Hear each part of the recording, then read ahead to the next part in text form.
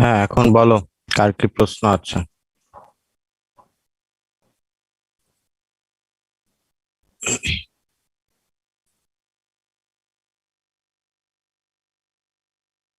আচ্ছা, বলছি। আর কার কি প্রশ্ন আছে বলে নাও। স্যার, সারফেসে ইলেকট্রন স্যার, যে ফ্লোটা হয় স্যার, যে সিঙ্গেল করে স্যার, ওটা একটু বুঝিয়ে দিন। হুম আর কি?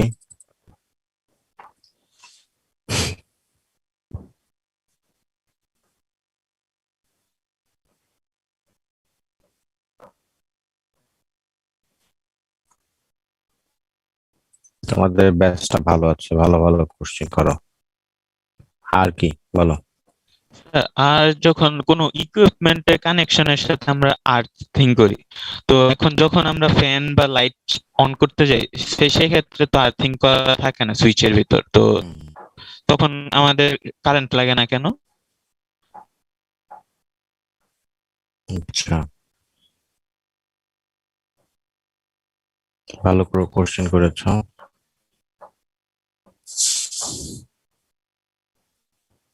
আর কেউ?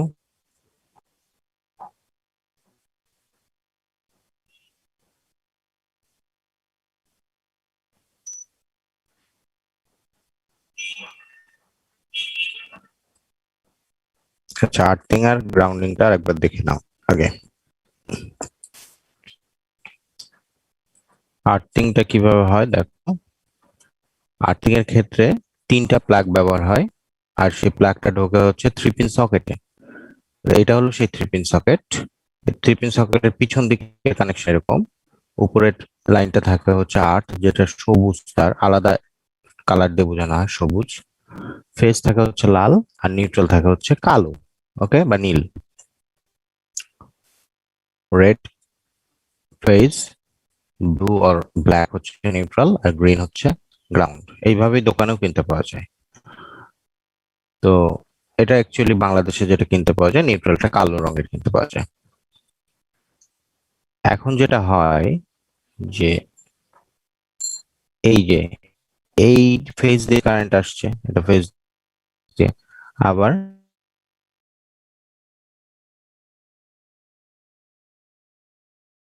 সাইকেলে কারেন্ট এই ডিরেকশনে যায়, নেগেটিভ হাফ সাইকেল আবার উল্টা ডিরেকশনে যায়। এসি সবসময় এভাবে অল্টারেশন হতে থাকে।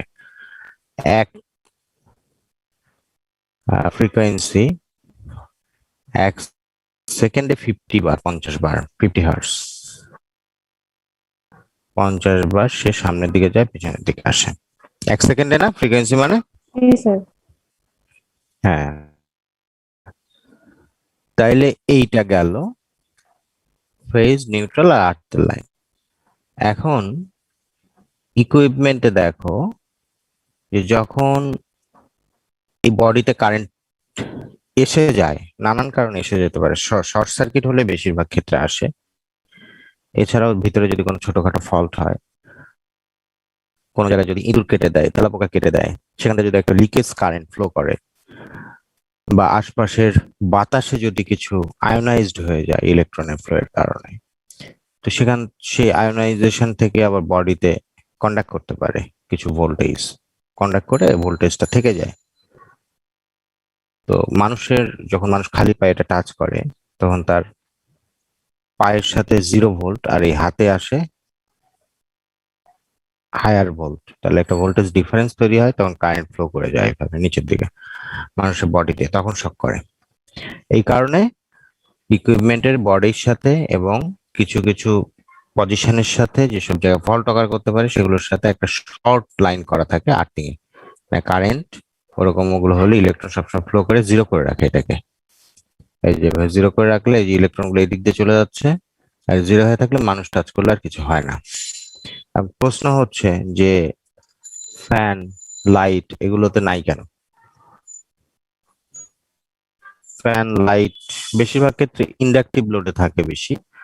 আর লাইট, ফ্যান তো অনেক উপরে বসানো থাকে, একবার বসালেই এটা হয়ে যায়। এটা দিলেও ক্ষতি নাই, লাইন দিলেও কোনো ক্ষতি নাই, কিন্তু এটা প্রয়োজন পড়ে না, না দিলে চলে। আবার বিষয়টা এরকম যে আমরা আর্থিং বা আর্থিং এর লাইন না দিলেও যে জিনিসটা চলবে না তা কিন্তু না।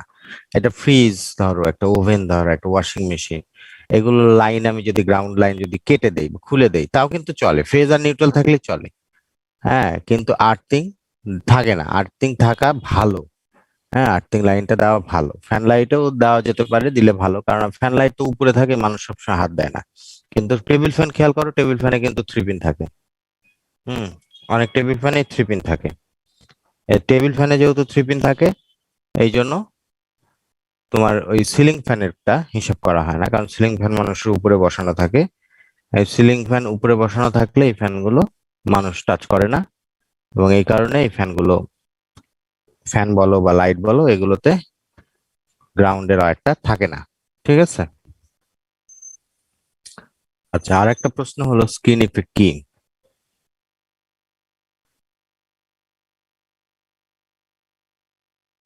আচ্ছা, এইটা চিন্তা করো তো, এইটা স্কিন ইফেক্ট মানে এইটা যদি একটা কন্ডাক্টর হয়, ইলেকট্রন গুলোই সব জায়গায় সমানভাবে ফ্লো না করে ইলেকট্রন গুলো করে কি, এই সারফেস দিয়ে, মানে এইভাবে আমি যেদিক দিয়ে মাউস ঘোরাচ্ছি একবারে সেই মাথা দিয়ে সারফেস দিয়ে ইলেকট্রন গুলো ফ্লো করতে থাকে।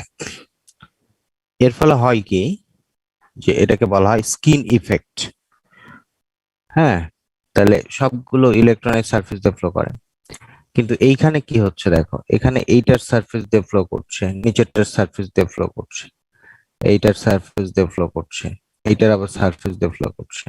তাহলে এইটার সারফেস দিয়ে ফ্লো করলেও কিন্তু সেটা মাঝখানে চলে আসছে, এটার আবার সারফেস দিয়ে ফ্লো করছে, কারণ সেটা কিন্তু মাঝখানে চলে আসছে, তাই না? কিছু কন্ডাক্টরের সারফেস দিয়ে ফ্লো করলে কন্ডাক্টর গুলো যেহেতু পজিশন মাঝখানে, সো সেটা মাঝখানে চলে আসতেছে, আবার এগুলোর সারফেসে থাকতেছে। এইভাবে কিছুটা ইউনিফর্ম করা হয়, মানে একই রকম করার চেষ্টা করা হয়। ওকে, এই জন্য এগুলো আর এম টাইপে আমরা ফেজ নিউট্রাল ব্যবহার করি। হ্যাঁ, আর আর ই টাইপ কেবল হচ্ছে আমরা শুধু ইসিসি তে বা গ্রাউন্ডের জন্য ব্যবহার করি, ফেজ নিউট্রালের জন্য ব্যবহার করি না। আর কারো কোনো কোশ্চিন? বুঝতে পেরেছো আমি কি বলছি? জি স্যার।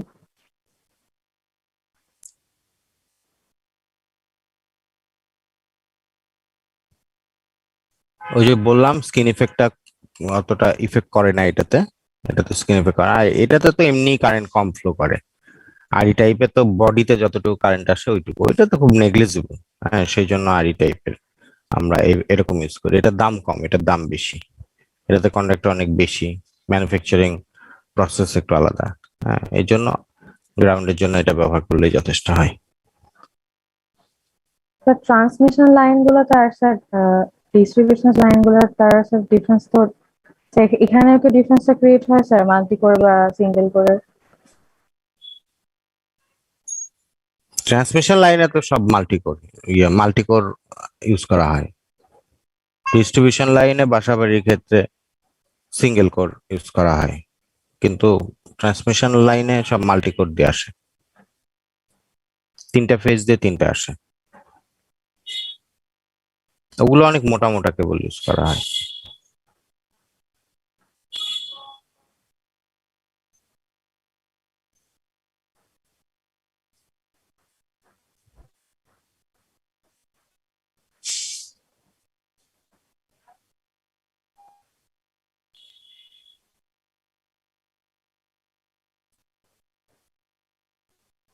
হ্যাঁ, তো কি শিখাচ্ছে ওগুলো ধীরে ধীরে শিখবা, সামনের ক্লাসে হবে ওগুলো আস্তে আস্তে। নর্মাল ফ্যান লাইটের জন্য সবই আলাদা তারে টানা হয়। নর্মাল ফ্যান লাইটের জন্য চিকন তার ব্যবহার করা হয়, এসির জন্য অনেক মোটা তার ব্যবহার করা হয়।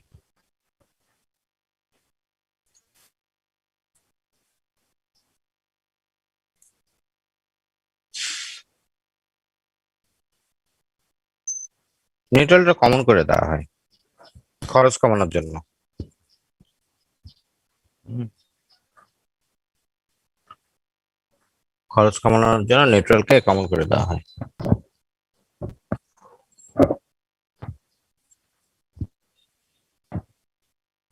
একটা থাকে, একটা নিউট্রাল, একটা মানে কি, দুই তিনটা, ওটা পরিস্থিতি বুঝে, যেমন এসির একটা থাকে না, এসির আলাদা আলাদা, যেখানে যেরকম পরিস্থিতি। যদি ছোট ছোট দুই তিনটা লোড হয় তখন নিউট্রাল একটা দিয়ে আমরা ওটা ফ্লো করে নিয়ে যাই। হুম। কিন্তু ইয়ের ক্ষেত্রে আর ফেজটা আলাদা রাখা হয়, কারণ হলো যে ফেজের সাথে সুইচের কানেকশন থাকে, তো নিউট্রালের তো কোনো সুইচ টুইচ থাকে না, সেই জন্য ফেজটাকে আলাদাই রাখতে হয়। হুম। কিন্তু নিউট্রাল যেহেতু কোনো সুইচ থাকে না, এই জন্য একটা দুই তিনটা বাল্ব একটা নিউট্রাল দিয়েই কারেন্ট ফ্লো করতে পারে, এই জন্য দিয়ে দেই আমরা, শর্ট করে দেই। কিন্তু যদি লোডটা যদি একটু বেশি হয়, একটু হাই লোড হয়, তাহলে আলাদা দেওয়াটাই বাঞ্ছনীয় এবং আলাদাই দেওয়া হয় সেক্ষেত্রে।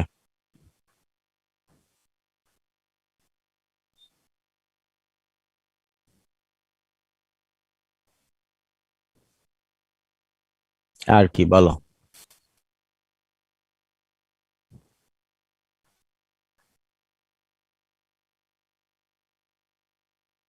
হুম।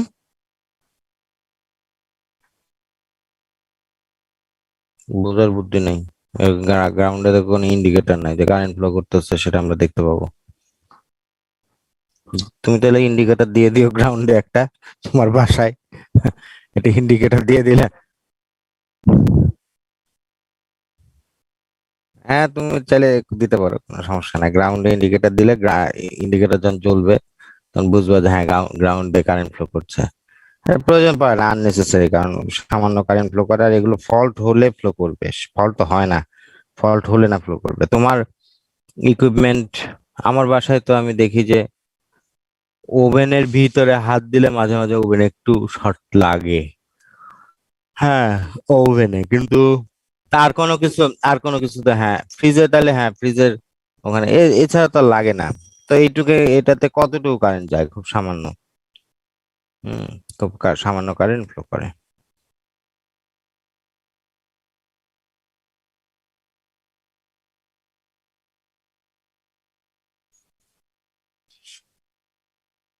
ওইটা লাইন বোঝানোর জন্য ফেজের সাথে দেওয়া থাকে। যে তোমার মাল্টিপ্লাগে পাওয়ার আসছে বা আসে নাই সেটা বোঝানোর জন্য ইন্ডিকেটর থাকে। প্রতিটা ইন্ডিকেটরই লাইন বোঝানোর জন্য, যে পাওয়ার আছে কি নাই সেটা বোঝানোর জন্য ব্যবহার করা হয়।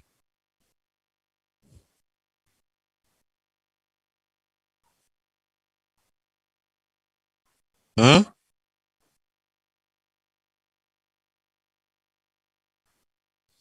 ইন্ডাকটিভ সুইচ বলে আবার কোন সুইচ আছে? ইন্ডাকটিভ লোড, ক্যাপাসিটিভ লোড আর রেজিস্টিভ লোড।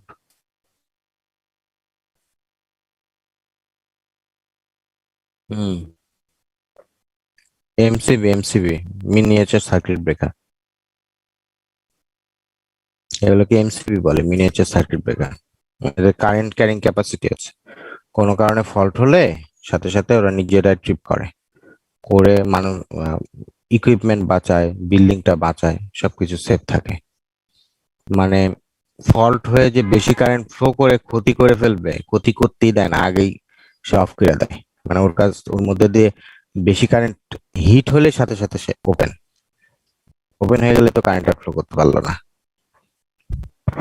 এই জন্য তো এমসিবি ইউজ করা হয়।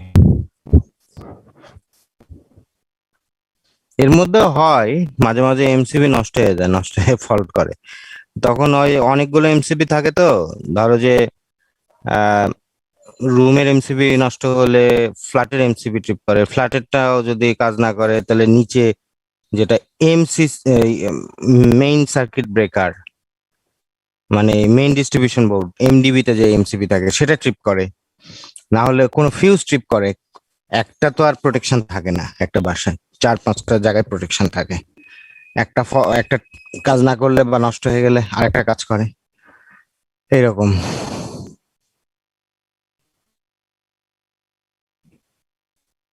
হ্যাঁ, ইলেকট্রিক ইন্ডিকেটর কি হচ্ছে?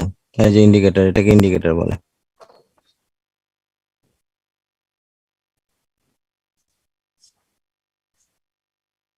বুঝি নাই তোমার প্রশ্ন। না, ওটা ওটা ইন্ডিকেটরের কোনো কাজ না। ইন্ডিকেটর বুঝাবে যে তোমার মেইন লাইনটা আসছে কিনা, মানে মেইন লাইনটা অন আছে কিনা, পাওয়ার আসছে কিনা সেটা।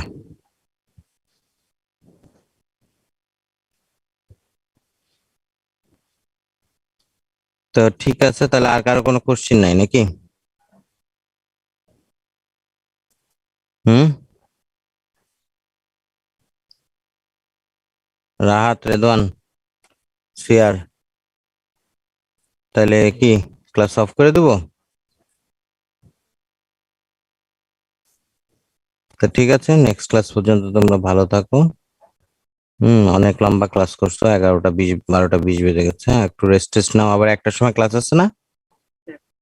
হ্যাঁ, একটু ফ্রেশ হও, রেস্ট নাও, আর তারপর আবার একটার সময় শুরু করো। ওকে, আর কারো কোনো কোশ্চিন নাই তো না?